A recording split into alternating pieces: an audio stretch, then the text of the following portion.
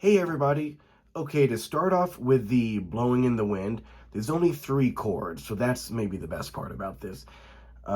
First chord, here I'll just show you briefly. There's a D chord, a G chord, and an A chord. I'll break those down for you. A D chord, D, F sharp, a G chord, G, B, D, and the A chord, A, C sharp, E.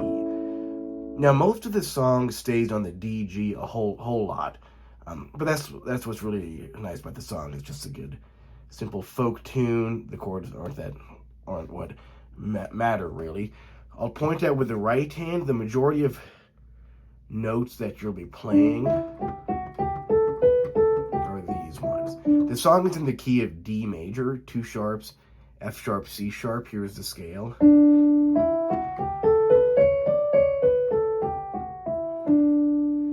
Now the lowest he goes, blowing in the wind. Highest he'll go is. So the full range of the song is just within this octave, B to B, is the full range. So it's nice because you can keep your hand in a pretty stable position. But right now I'm just going to I guess I'll just play it for you and then I'll break it down afterwards. So here's the verse. Oh, let me do that again.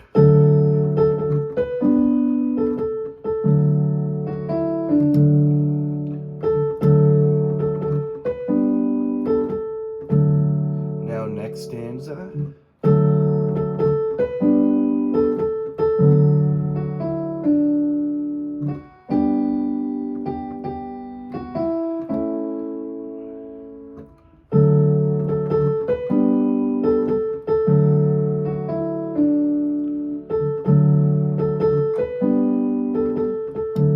So there's the verse there. I'm going to play that one more time. Oh, but then I'll explain it a bit. So we start with the D chord. G, D, D again, then D again. D, G, D, then D again, then D again.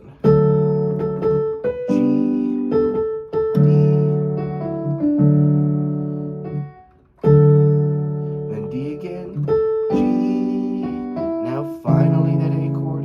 I think the first time I mix it up just a little bit. So I'm going to do that second phrase again. D, G, D, D,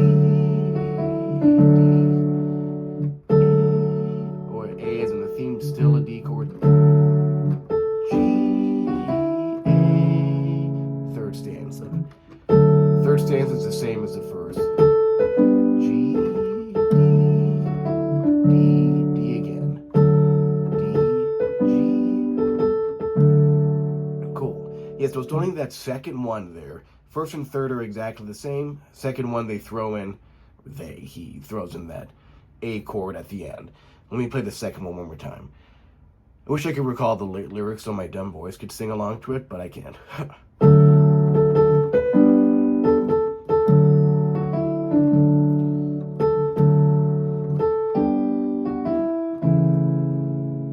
That second one there. Now you'll notice with a lot of the melody, it's so much of these notes, A and B's. A, B, A, F sharp, B, D. Now one thing that I will say when I'm doing this is I approximate the melody. I'm not necessarily doing every syllable he sings, and I might be missing some of his vocal bends. I try to do a aggregate of it. Because it's like, as long as we get the full bulk of it, some of the minutia of the melody, at least for me, isn't paramount. I just like to give like a broad picture. So you might know, like when I play verse 2 and 3, I really just copy paste the first verse, even though he has a lot more syllables in some of those. So just a little FYI there. But yeah, so let's get to that chorus. So we just finished that last stanza of the verse and then the chorus. The answer, my friend, is blowing.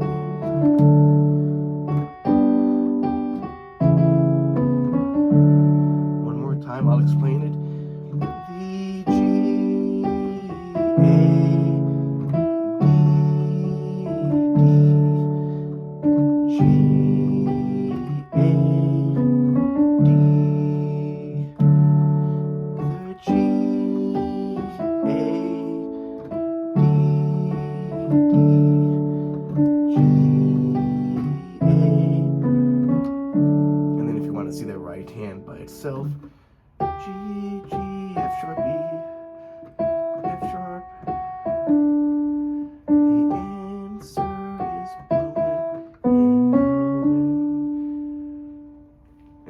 might notice there's one thing I'm going to give. It's called inversions, where you can take the same chord and rearrange the notes. So when I do this G chord, G, B, D, I like to rearrange it. We call this second inversion. That doesn't matter so much. Also known as G with a D in more rock and roll speak. But I take the D and throw it on the bottom. The reason why I like to do this is it's very close to the D chord, so I don't have to move as much and shift registers.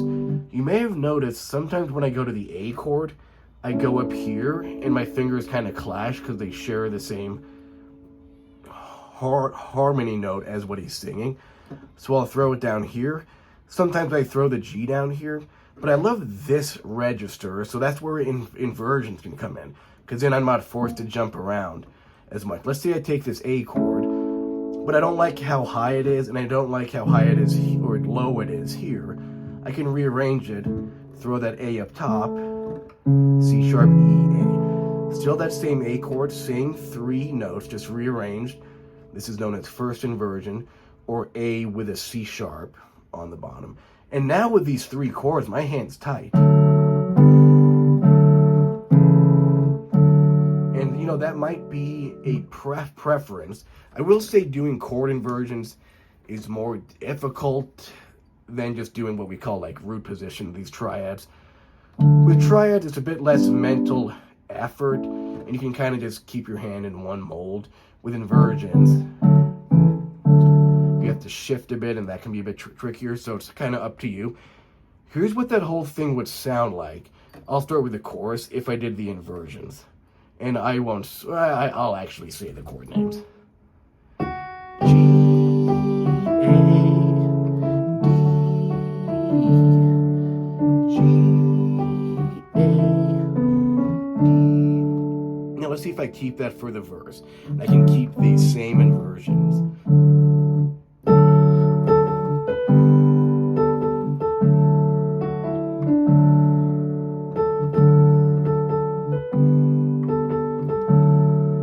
Second stanza.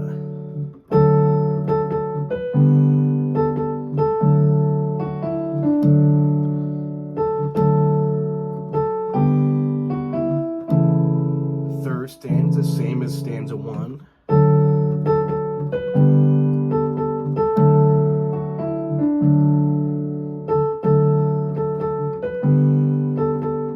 Here's to the chorus.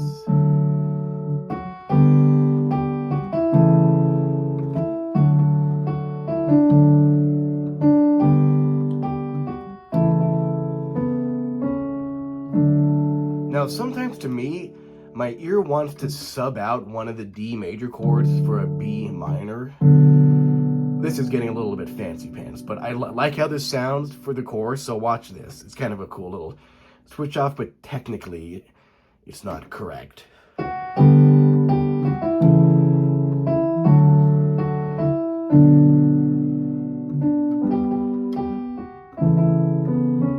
that kind of nice there? So that would be a chord substitution. It works because a D major, D, F sharp, A, and a B minor, 2 out of 3 notes are the same. This just has a D, F sharp. This has a D, F sharp. Now let me show you the verse, just the notes by itself, like I did with the chorus. I forgot to do that earlier. So here's the melody stripped down. A, B, A, F sharp, B, D.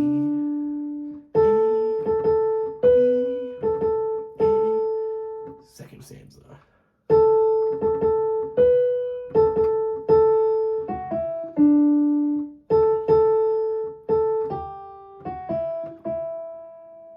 Repeat.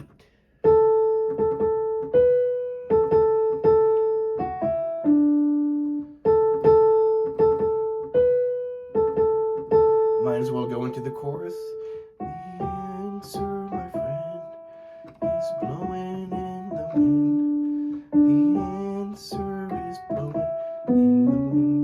Now I'll just kind of play a bit of a fancier version. I'm actually going to improvise this on the spot, but just a little special treat for you if you've watched the whole thing. Give it up for Timothy Chalamet. Woo!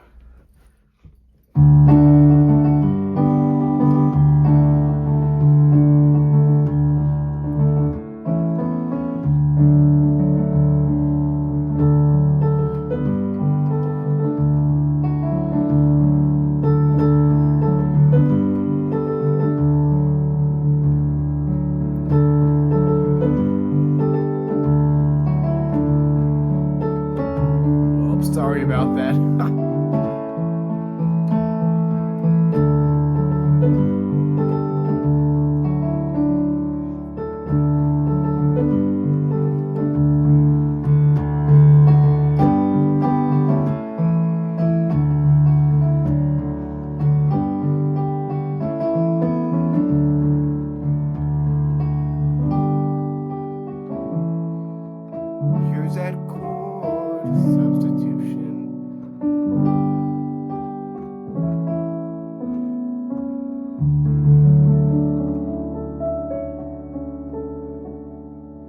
Appreciate you guys. See you at the next video.